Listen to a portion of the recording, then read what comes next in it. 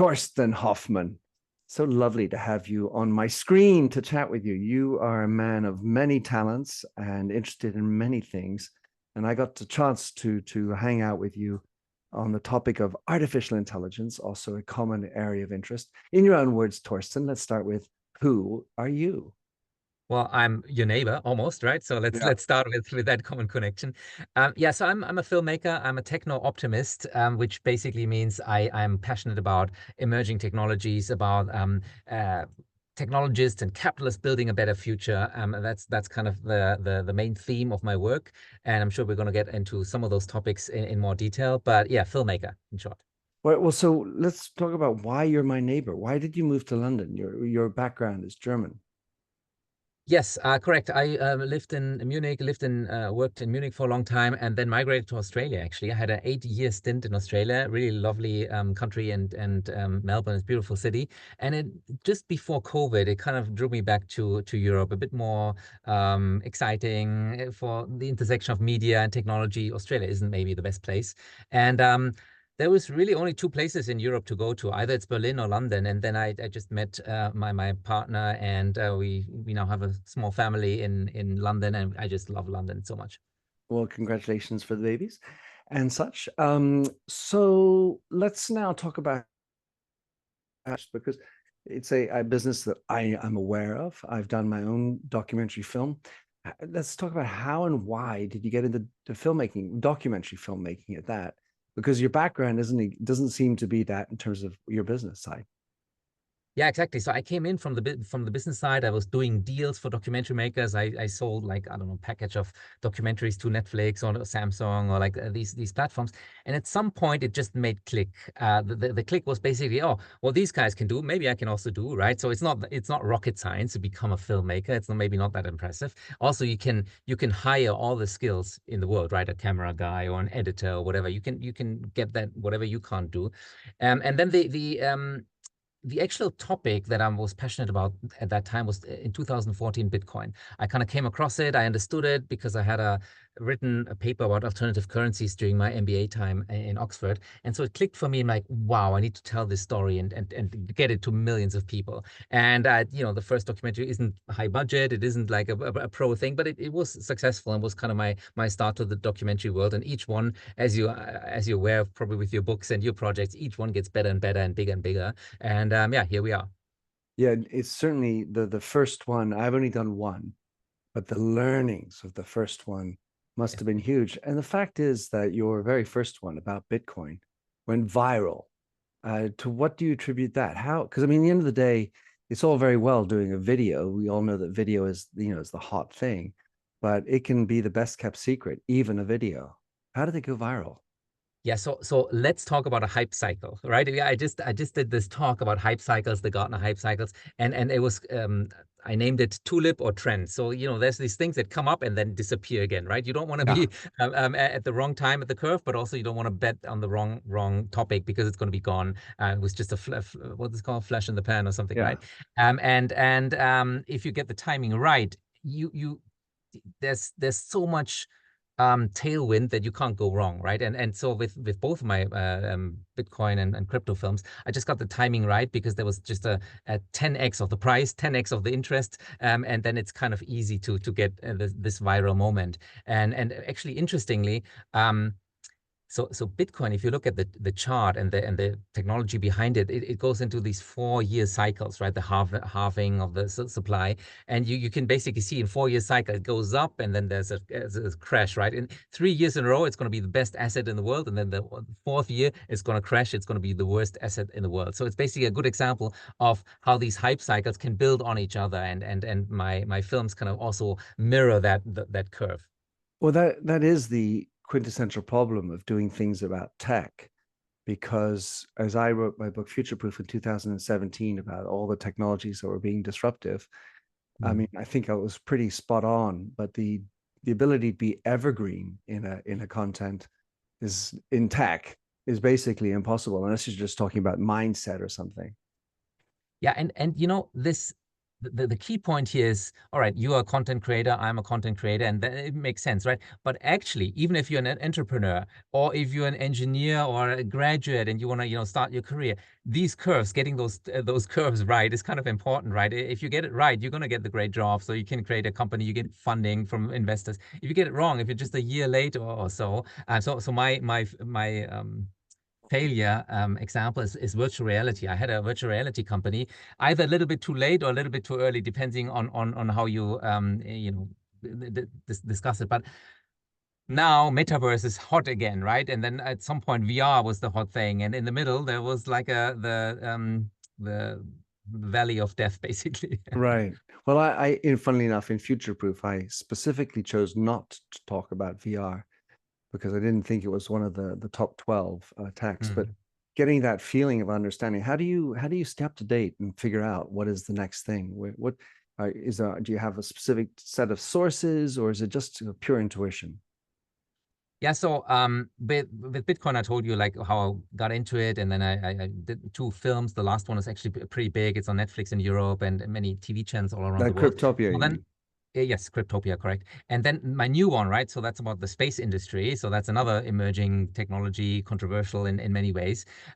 It was just kind of looking at those curves, and some of the curves are going right up, like the rockets launching or the satellites in orbit. And some other curves that you might want to look at is costs going down. So famously Moore's law, right? The cost of computing is going down. All right, we understand this. The cost to sequence the genome, DNA, goes down. Aha, okay, then now the biotech revolution happens, personal health and all that. And in the space example, the cost to orbit is like 100 times cheaper now, and with Elon Musk's new rocket, soon 200 times cheaper than it was with the space shuttle. So you can see those trends, and then you start to understand. Then I start with the interview process, right? And one of the guys who runs the largest satellite constellations in the world, he says, well, from our first satellite to our current generation of satellites, we have a performance increase of 10,000x because the cameras get better, the data, all the cost gets lower. So it's incredible if you compound all these effects together. At the same time, it can be somehow lots of duds in terms of technologies, the number of technologies that have come up and fizzled away.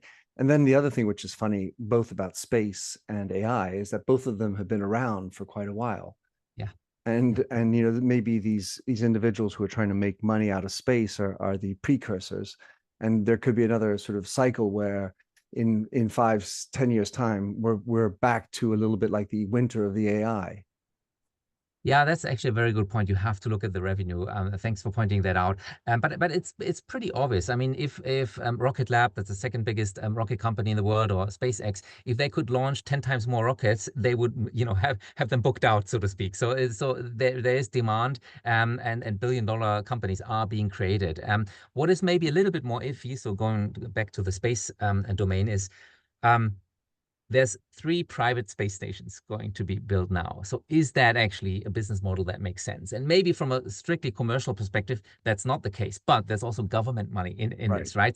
So that's key. It doesn't need to be private industry or commercial revenue. It could be government grants, it could be government contracts, right? And those space stations will be rented out by ESA and NASA and all these space agencies. Same with the rocket companies. So here in Germany, I'm currently in Germany, there's 2 new rocket companies. Why would you build a new rocket company if Elon Musk is 10 years ahead? Well, because the government wants it, has the national interest, right? So you look at all these pieces of the puzzle, and then I think space is going to be a thing. Maybe not all of it, but some of it.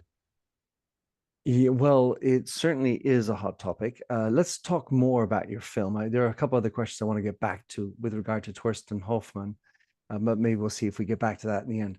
But so let's talk about how Fortitude came about. When was the spark? Because I mean, ultimately, as you're passionate about tech, there's so many topics, and you had to make a decision about space, and and a documentary film takes quite a while to happen. So you have to worry about all the development, the budgeting, and then making it happen, getting the interviews. And the more famous people you have, the more likely they are to say, "Oh, sorry, I can't do it today." And then next thing you're onto your whole schedule's cabolics because these 2 famous people, whether they're politicians or multi-million billionaires, So what about the very first moment you said, all right, this is it, I'm going? Yeah, that's actually also quite an important thing. Content creators, they always look glamorous when they release something. Wow, this is a fantastic project, but it starts out, excuse me, as a little idea. And the way I create my films is I take my own money and time at risk, right? It's basically a year investing into this, starting to film, so I can show it to the first customers or first investors. So yeah, it's a big risk. And also, the way I work, which is not very smart in some ways, but it's my process, is I don't have a script and then start shooting. I start shooting and then I start to learn, oh, okay, maybe I should go down this rabbit hole. Or maybe these guys can introduce me to these other Mm, people. So that's why I took 3 years, 90 interviews, 4 continents. I mean, it's a massive project. Um, Not very smart from a financial perspective, but that's how I work. I'm passionate about these things, and I wanna learn, you know, and I right. think the audience will also kind of appreciate, oh, okay, this is new.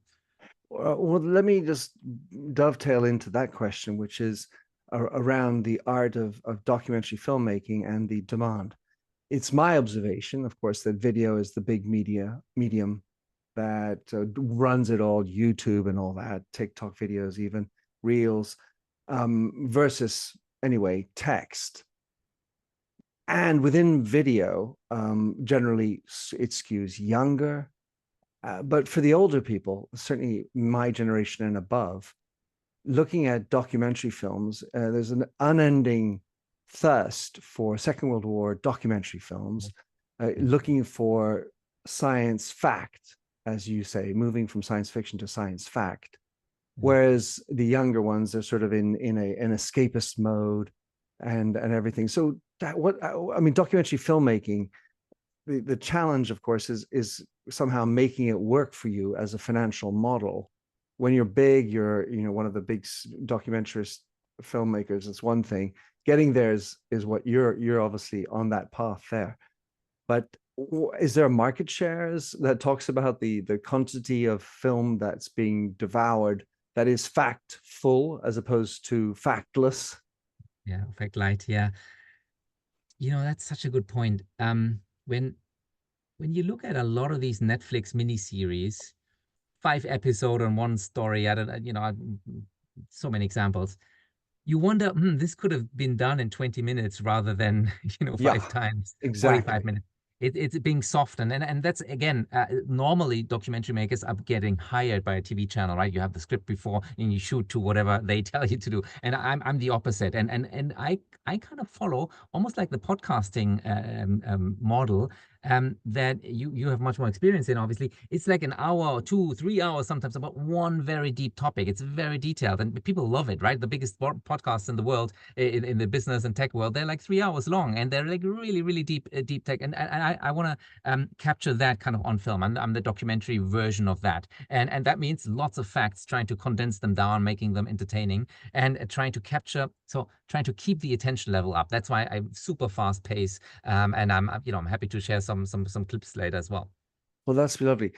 Yeah, the notion of these Netflix documentaries, my wife and I watch, and we're just constantly bemused by the lightness of their facts. I Yeah. mean, good Lord. And this is what is this for teenagers? I mean, no offense to teenagers, but this doesn't sound like very deep facts or actually sometimes not even well qualified or researched. Sometimes it feels.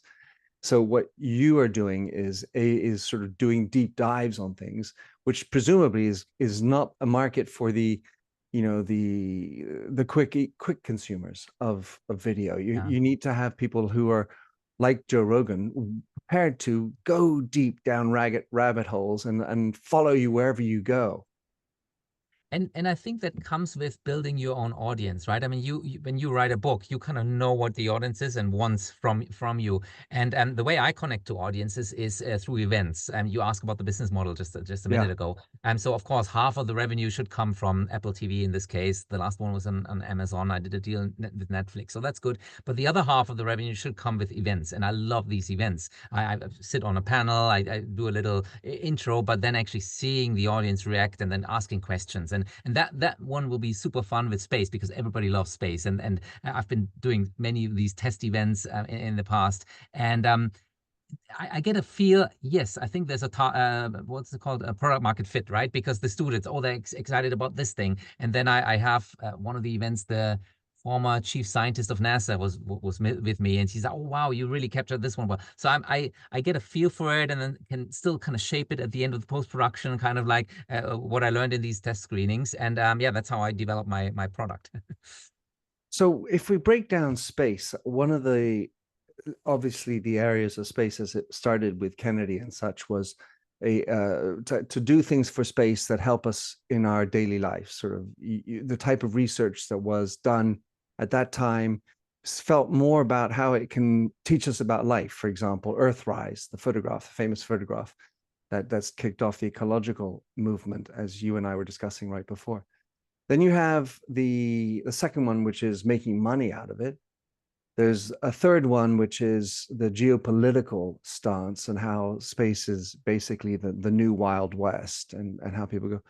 But what do you think is driving people's fascination? Because there's another one, which is I would like to become an astronaut. And you mentioned the notion of risk as an entrepreneur. I feel that most people are shying away from risk.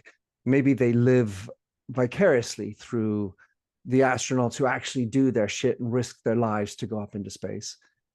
What do you think is the attraction? Why does everybody love space? I mean, obviously that's a huge question, but it feels like in your film Fortitude, you're moving towards the economic side of things, but there's so many. And so how do you keep an angle even in your film? Which rabbit hole do you want to go down? Because basically all of them are separate in some way. Yeah, yeah. Let me just quickly challenge you on the premise. I think you were spot on. Just the order I thought was maybe off. So I think it all started with the geopolitical side of things, right? The Americans wanted to beat the Soviets. The True Soviets were that. leading first, True that. and then of course the last decades really was all about the scientific exploration, looking out, but also the scientific research that you mentioned, or looking down to Earth and developing climate models and all that, right? And now this is the commercialization. That's what only really existed for the last 1 or 2 decades, and that's what I'm passionate about. That's what I'm covering in Fortitude. But people are not inspired by making money or by making Elon Musk a rocket company even richer. I think your question, the heart of the question, is really about making us feeling like bigger than ourselves, or like seeing some the universe, right? And all the major religions somehow are related to the heavens, right? And we've been looking to the skies since the ancient times. I think there's an element of that. And then seeing those famous pictures, or even the Hubble telescope, or now James Webb, those images are just kind of, I don't know what it is. It's fascinating. So I have a bit in the film about what got you inspired to go into the space field. And the one guy read science fiction. I read science fiction when I was a kid, right? The one lady drew little plants on the moon, and now she builds this a company in Paris, growing food in like these domes in space. So everyone is slightly different, but is inspired from a very young age, interestingly. And no other industry, sorry to interrupt you there, but no other industry, oh, as a kid, I wanted to be a crypto millionaire. Nobody says this, right? But space has this special thing, so that's why it's different. Well, for sure. I've had on my show a number of people actually who have been participating in the space research, evolution, race, whatever, and so a little hat tip to my friend Donald James, as well as to Dr. Michael Hauser, who've both been on my show. So if we think about space, there's also a lot to worry about, and the media tend to focus on worrying. I bring this up because you position yourself as a techno optimist, and I've had the chance to work with you on some elements with regard to AI on that. Having done your film, and it's about to launch, or it's just launched now, we'll be releasing this right after the US premiere, which will be July 16th, which was listening, was July 16th. It's funny to talk about the future and the past. But do you, having done the film, do you have more worries, less worries? Do you feel more optimistic or less optimistic since you've come through this whole cycle? Yeah. I start to get worried about the space debris issue. I'm sure you've heard about it. Maybe you talked Sure. about it on your show. Um, the Russians famously they shot down one of their own satellites that created even more debris. But the issue is that the speeds at which these objects travel, you only need like a tiny speck of paint to hit the space station or rocket at the wrong point, and it's gonna, it's gonna cause havoc, right? Um, so the fear is really we're going to have a death in orbit at some point because more astronauts are going up, the space stations. I have a scene about the Space Hilton Hotel, and at some point, maybe something will happen. But however, on the positive side, scientists are working on these crazy ideas. Maybe we can give birth in space, right? Or like how is that going to artificial wombs, or like how are we going to populate a city on Mars in the future? I mean, this is the good and the bad. So it's almost like a question for us, right? Do we want humanity to have the first combat kill in orbit in space, or do we want to have the first human born in space? And so Mm. it's yeah, tricky. I don't know. I'm a little bit worried about the space debris issue for sure. Yeah, it does feel like for me, and the fact is that it's unregulated, or is it unregulatable? I mean, all these debris, all these satellites. Yeah, how do you attribute that speck of paint that you can't track even to something? I mean, there is, so we have the United Nations in the film, we have the Department of Defense in the US in the film. Many companies are working on this issue. There's the analytics companies tracking all these pieces, and then the rocket launches happen at the right window where, there's space and time to do this. There's a lot of solutions and a lot of regulatory kind of framework, but it gets tricky, but because how do you, like, also like a satellite launched in the 50s. Maybe that space agency doesn't really exist anymore, right? Or like yeah, it's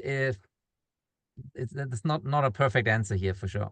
Well, if we go back to your initial pushback, which to which I fully adhere, which is the geopolitical story, somehow space is still going to be geopolitical, especially since it's now become economical, because anything to do with money makes everybody. Yeah. And how do you address the part of space that is behind the big wall, whether it's the wall in Berlin that used to be, or the wall in China, the Great Firewall of China. Because they too are doing a lot in space. Yeah, so it appears that the Chinese space economy and the Chinese space system with their little alliance will be very separate from the Western world. So a lot of people on the camera basically said, "Look, don't ask me about China.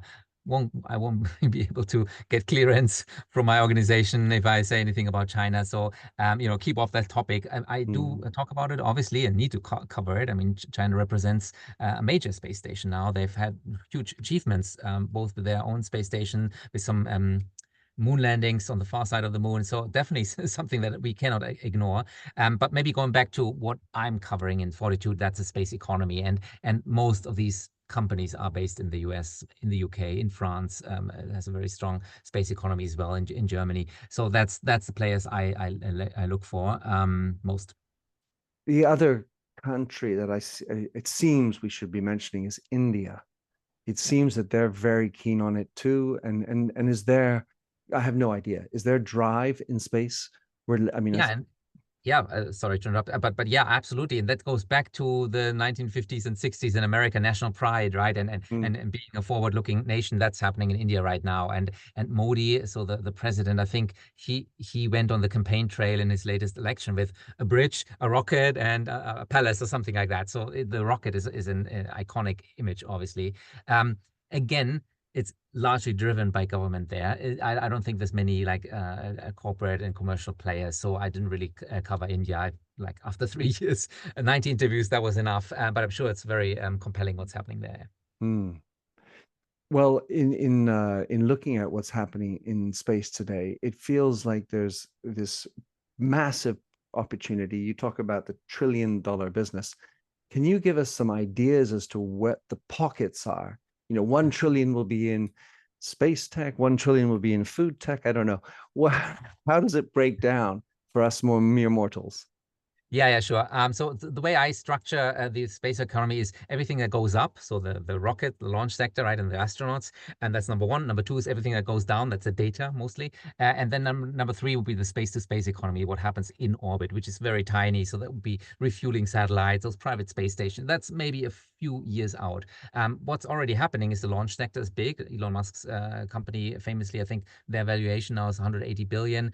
They have billion-dollar launch contracts, so that's happening.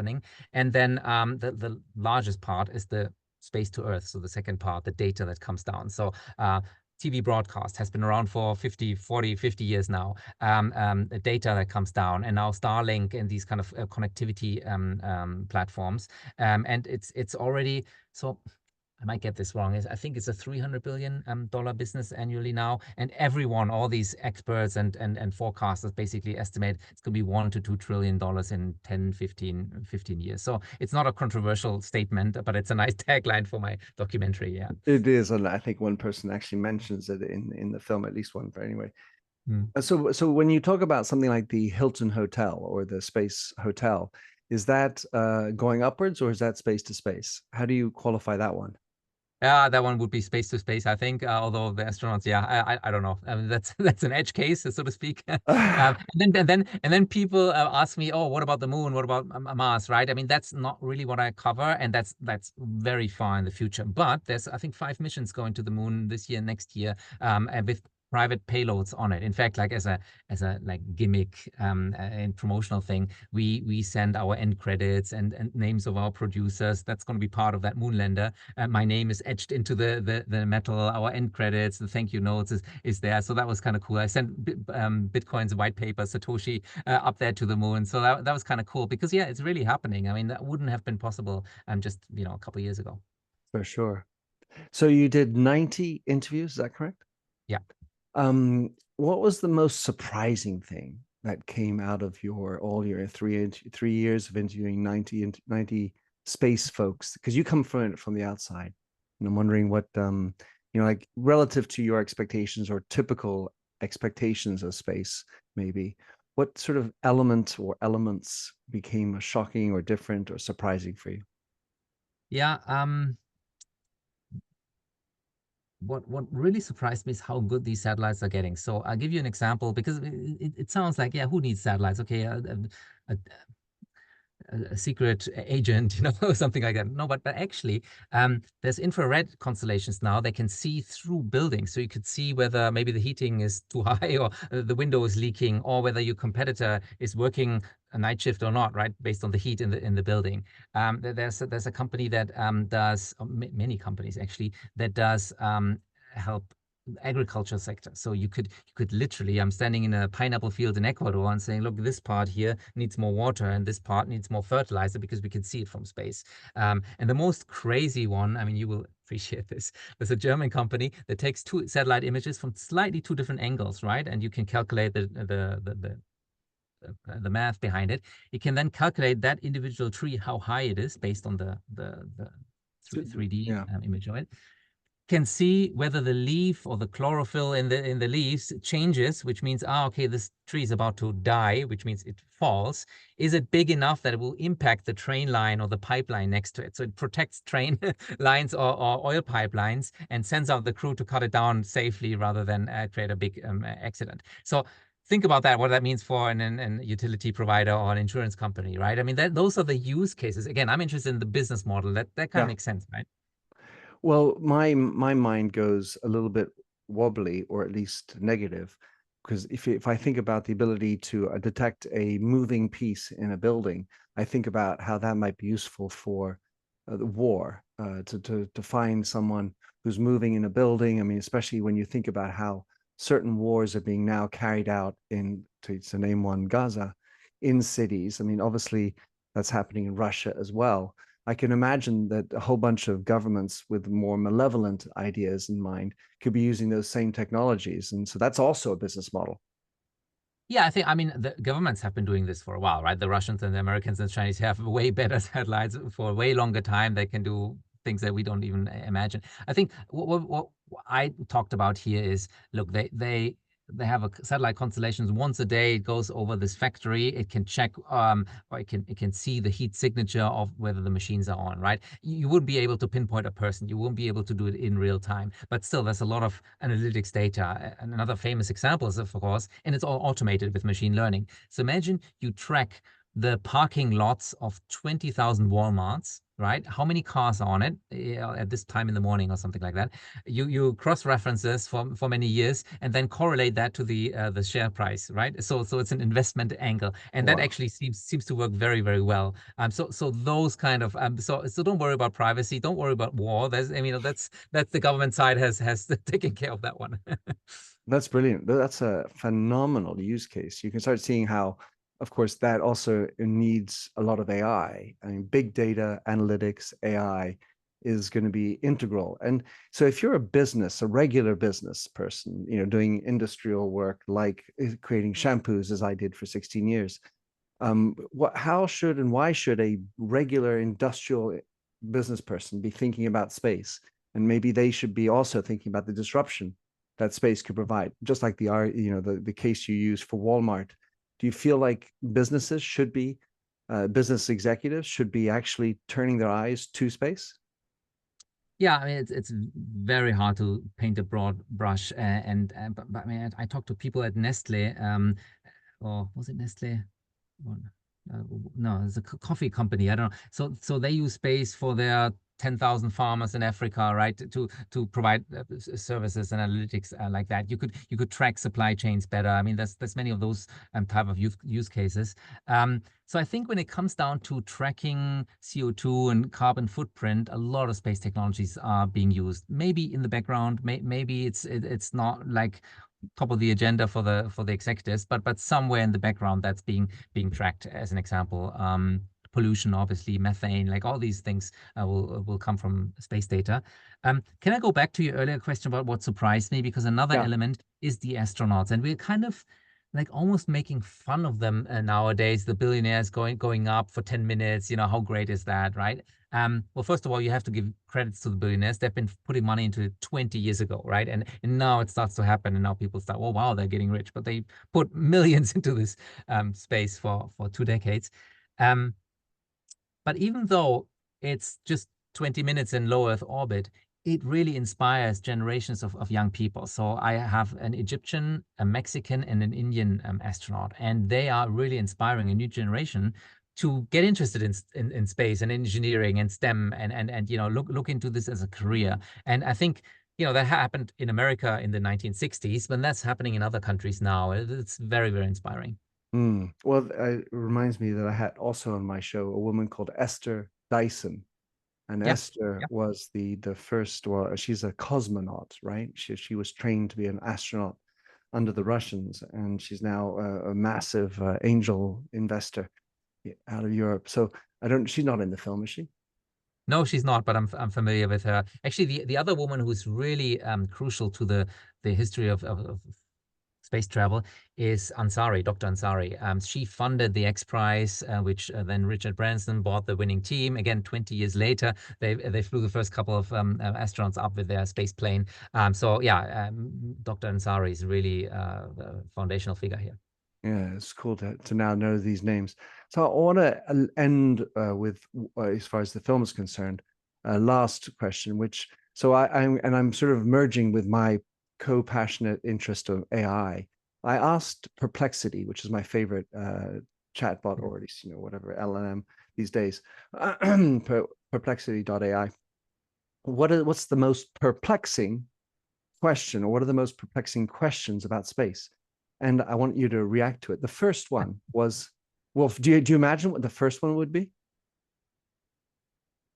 Um, no, All just right. Well, hit there me are with so one. many anyway, but it said the nature of dark matter and dark energy. Yeah. Look, I have no comment on this. The smartest people in the world with IQs of 180 haven't figured it out. There's no way I'm gonna have a good crack at it. Well, Sorry. here's why I actually wanted to ask you the question, because somehow the exploration of space is part of our imagination, Le Petit Prince, and science fiction and everything. And we talked a little bit about risk earlier. And I feel, as you know, risk is one of my little topics about how we've created a society that is risk avoiding, risk aversive, Mm. and rather be precautionary and live clean, endless lives, but not do anything that's risky. And how actually that then kills the business of adventure. Because if you don't want to have risk, then you can't have adventure. And so, coming back to this particular question with perplexity, the nature of dark matter and dark energy, what I think is funny is that we're living in a world that doesn't have, was running after matter. What matters? Mattering, as John Vervaeke talks about it, and this sense of purpose. And I was just wondering to what extent there could be a relationship between searching for dark matter and that which matters. Yeah, wow. I just find, isn't it crazy to think that we think we're so smart and we know everything about the universe, yet like 70%, whatever that number is, of what the universe is made of, We don't we even don't know. know what it is. It's, isn't it like totally mind-blowing? Yeah. Yeah, well, I think these are good questions to have on Mm. psychedelics or not. Torsten, how do people get to see Fortitude around the world? How do you? So, I mean, for doing my film, sometimes Amazon would have it in certain countries, .co.uk, but not in .in or whatever, IT. How can people find where there to see Fortitude wherever they are in the world? Because people, of course, listen to this podcast around the world. Is man, something like 11% are from India. Oh, wow. Okay, cool. Yeah, so I made sure of that. Distribution is my background, so that's actually the easy part of the equation for me. So Apple TV is a global deal, and there's also going to be a global Amazon deal, and yeah, for all countries basically. As a filmmaker, I mean, this is maybe a little bit self-promotion here, but on Amazon, I don't really make not even like a couple cents per view. On Apple, it's higher. On my own website, it will be the highest, or at events, it will be even better, right? So that's why my attention is always, oh, go on Apple, go on my website, or Of visit an course. event all around the world. So that's kind of like the business priorities. Well, I totally get that. My goodness. And then plus, if they come on your site, you can engage with them. And that I just want to talk about the distribution piece because Mm. the challenge I certainly felt it was getting it out and documentary films, the business model and how much you're going to get paid for. If you do Hollywood production big film, that's one thing. What about exclusivity? I mean, don't these Apples and Amazons and Netflixes wish for, oh, I want it only, and here you are with the ability to have it on Apple and Amazon and your site. Yeah. How do you approach that? I mean, can you just force it because you're Torsten Hoffmann?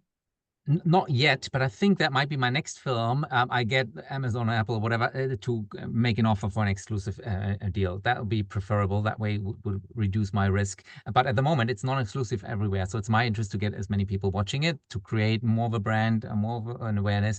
And maybe my next topic, yeah, I can strike an exclusive deal. Nice. Well, that was my last question. What is the next topic? What's the next thing we should be investing in, Torsten? Yeah, well, Don't ask me for investment advice. Actually, Virgin Galactic, going back, I think it's from that moment Richard Branson went to space to today, the stock price is down 98%. So you got to be careful. You have to invest. Even if space is a thing, the curve is going up. The right side of the hype cycle, you can still like do very badly in the stock market and investing. Look, my next topic is obviously AI. I mean, you're an expert in this. AI in the future of work, I think, will change so much of our global daily lives. So that's definitely coming. And the one after that, I'm not sure. Maybe you can help me find some big questions. I'd love to. It's been a pleasure having you on, Torsten. How can people obviously get to your site, get in touch with you if they have a desire to participate, or I don't know how you like to propose your for Yeah. Fortitude. You had 90 people. Wasn't they necessarily coming after you? I'm sure you had to go after them, but what's the best way to get in touch with you, follow you, track you down? Yes. So I'm Torsten HQ on all platforms, LinkedIn, YouTube, Twitter, X, Facebook, wherever, Instagram. And torstenhq.com is my website. And they can find anything, including contact details, emails, and stuff like that there. Beautiful. Torsten headquarters, eh? Yeah, or high quality, or could be anything. Who knows? Ah, I love it. Brilliant. Many, many thanks. Vielen Dank. Thank you so much. Dankeschön.